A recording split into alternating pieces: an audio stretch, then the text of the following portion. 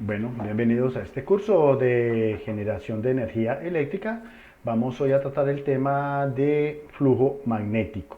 Mi nombre es Leder Gaitán, instructor de electricidad y electrónica. Bienvenidos. Entonces, vamos a comenzar a hablar lo que es el flujo magnético. El flujo magnético es una medida de la cantidad del magnetismo y se calcula a partir del campo magnético. En sí, el flujo magnético es cuántas líneas de campo magnético pasan por una superficie. Esta es mi superficie. ¿Cuánto campo magnético puede pasar por esta superficie? Dependiendo del ángulo. Si el ángulo es a 90 grados, 45 grados, 180 grados, dependiendo de la superficie, como lo vamos a ver más adelante.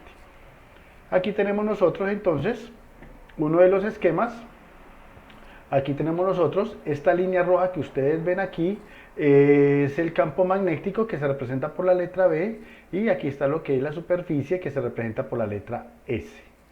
Es la superficie. Entonces, ¿cuántas líneas de estas líneas rojas, que son varias, son muchas realmente y físicamente, cuántas pueden pasar por esta superficie?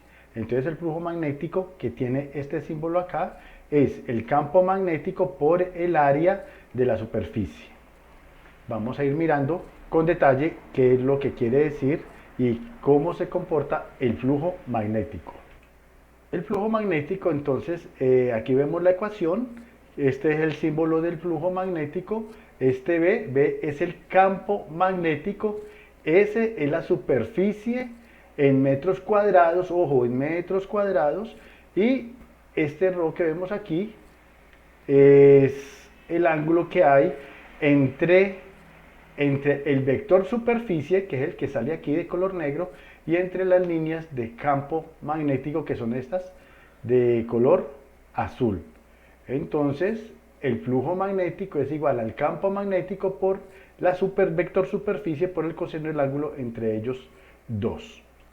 Bueno, entonces, para tener todos los conceptos más claros, vamos a ver aquí un ejemplo. Dice que cuál será el flujo magnético creado por líneas de un campo magnético uniforme de 10T. T es Tesla. Tesla es la medida del campo magnético que atraviesan perpendicularmente una superficie de 10 centímetros cuadrados. Entonces, ya sabemos que el campo magnético es de 10 teslas. Ya sabemos que la superficie es de 10 centímetros cuadrados, pero eso hay que hacer la conversión a metros cuadrados. La conversión a metros cuadrados. Y el ángulo es 0 grados, ya les voy a decir por qué.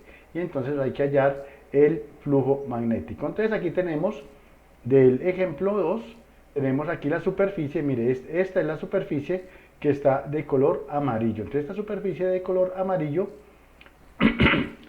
la flecha roja que nosotros vemos aquí que sale, esa es el vector superficie. El vector superficie que siempre está a 90 grados de la superficie. Pero si miramos las líneas negras, estas líneas negras que vemos acá son las líneas de campo magnético.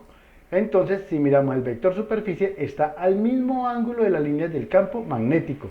Quiere decir que no están desfasadas, que todas van en el mismo sentido, o sea, sería así, paralelas. O por decir así, están paralelas, y entonces el ángulo entre este y este es un ángulo cero. Por eso es que aquí yo estamos colocando lo que es el ángulo cero. Entonces ya lo único que queda es coger la ecuación que tenemos aquí abajo, que es el campo magnético, la superficie en metros por el coseno del ángulo. Entonces aquí está. 10 es el campo que son 10 teglas, ¿cierto? 10 es el campo que son 10 teglas. Este 0.01 es que cogimos 10 centímetros cuadrados y lo pasamos a metros cuadrados por el coseno del ángulo. Luego que, entonces, el coseno del ángulo nos da 1. Y hago una multiplicación común y corriente, una multiplicación pues matemática, y nos va a dar nosotros 0.1 Weber o 10 miliweber. Weber es el flujo la unidad del flujo magnético.